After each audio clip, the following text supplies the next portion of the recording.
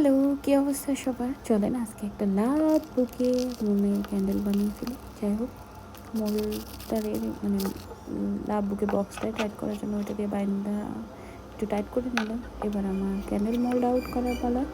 একে একে যতগুলো রোজের ক্যান্ডেল ছিল, না আমার কাছে যতগুলো ইউনিক ইউনিক ক্যান্ডেল ছিল সবগুলো বানাই ফেললাম।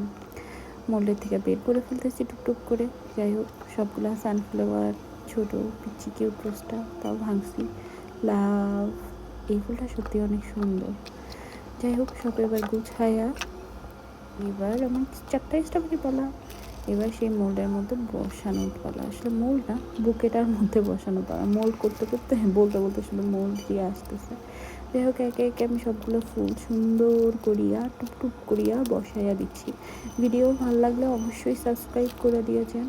আর যারা ইনস্টাগ্রাম, টিকটক, ফেসবুকে দেখতেছেন তারা অবশ্যই ফলো দিয়ে যায়, লাইক সহ।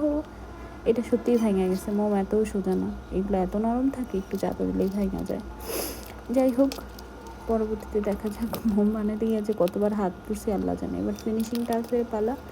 আমার ছোটো ছোটো স্ট্রবেরি যে জায়গায় ফাঁকা ছিল, আসলে ফাইনাল লুকটা এত ইউনিক আসছে যে বলার বাইরে। আমি কিন্তু এখানে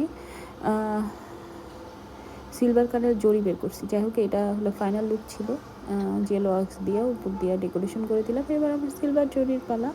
সিলভার জরিটা জাস্ট বসায়া হাত দিয়ে বসাই দিলাম। লাস্ট লুকটা জাস্ট ওয়াও, 1 2 3 টা